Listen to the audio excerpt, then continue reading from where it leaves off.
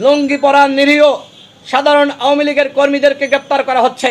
1 লাখ ছাত্র জনতাকে 1 মাসের শর্ট প্রশিক্ষণ দিয়ে তাদেরকে পুলিশ সহ বিভিন্ন বাহিনীতে দায়িত্ব দিতে হবে। এই প্রশাসনকে বহাল রেখে, এই পুলিশ রেখে, এই গোয়েন্দা সংস্থা রেখে কোনোভাবেই রাষ্ট্র সংস্কার করতে পারবেন না। কিভাবে ওই সাবের এবং মান্নান জামিন পেল আমরা জানতে চাই।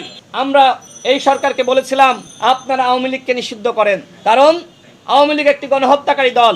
আমরা ইতিহাসে পাঠ করেছি 71-এর পরে শেখ মুজিবের নেতৃত্বে জাসদ এবং ওই সময়কার ভিন্ন মতের রাজনৈতিক দলগুলোর প্রায় 30,000 নেতাকর্মীকে হত্যা করা হয়েছে শেখ মুজিবের নেতৃত্বে, তার নির্দেশনায়। ঠিক দ্বিতীয়বার শেখ মুজিবের কন্যা শেখ হাসিনার নেতৃত্বে আরেকটি গণহত্যা চলেছে। আমরা তৃতীয়বার কোনোভাবেই আওয়ামী লীগকে এই ব্যানারে সংগঠিত হয়ে আমরা গণহত্যার সুযোগ দিতে পারি না। ইতিমধ্যে আমরা দেখেছি আওয়ামী লীগ সারা দেশে মাথাচাড়া দিয়ে উঠেছে। গতকাল তারা শেখ মুজিবের জন্মদিন উপলক্ষে সারা দেশে মিছিল করেছে, একজনও গ্রেপ্তার হয়নি।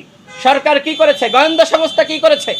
আমরা আগেই বলেছি এই প্রশাসনকে বহাল রেখে, এই পুলিশ রেখে, এই গোয়েন্দা সংস্থা রেখে কোনোভাবেই রাষ্ট্র সংস্কার করতে পারবেন না।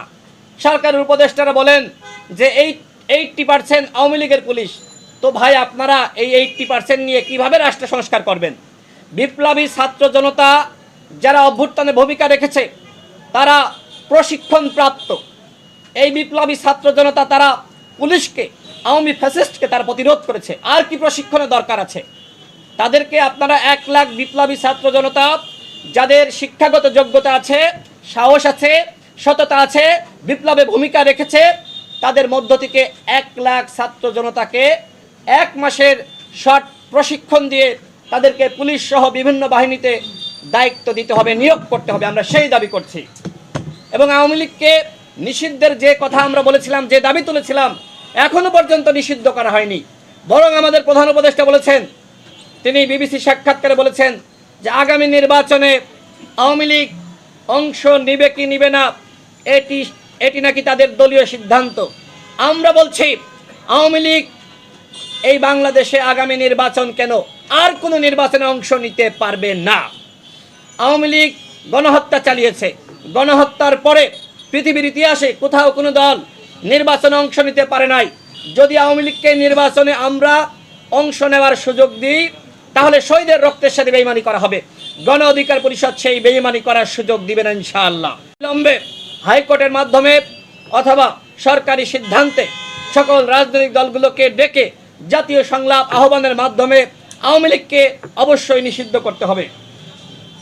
পাশাপাশি 3টি নির্বাচন নিয়ে বিতর্ক রয়েছে। শুধু বিতর্ক না, স্পষ্ট প্রমাণ রয়েছে এই 3টি নির্বাচন অবৈধ নির্বাচন। সুতরাং 14 সালের নির্বাচন, 18 সালের নির্বাচন, 24 সালের নির্বাচনকে অবশ্যই হাইকোর্টের মাধ্যমে অবশ্যই অবৈধ ঘোষণা করতে হবে।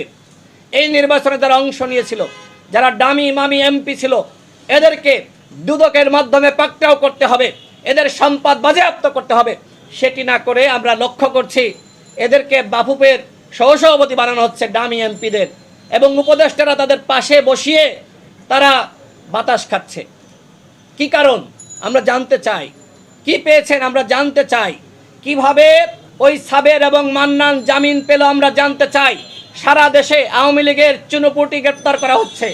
লুঙ্গি পরা নিরীহ সাধারণ আওয়ামী লীগের কর্মীদেরকে গ্রেপ্তার করা হচ্ছে। অপারেশন ডেভিল হান্টের নামে আজকে যেভাবে আমরা লক্ষ্য করছি সাধারণ মানুষকে, সাধারণ আওয়ামী লীগকে হয়রানি করা হচ্ছে, এটি কোনোভাবেই আমরা প্রত্যাশা করি নাই। আমরা বলেছিলাম যারা অপরাধী, আওয়ামী লীগের যারা গণহত্যা চালিয়েছে, দোসর, তাদেরকে আপনারা গ্রেপ্তার করেন, কিন্তু তাদেরকে গ্রেপ্তার না করে আপনারা নিরীহ আওয়ামী লীগকে গ্রেপ্তার করছেন।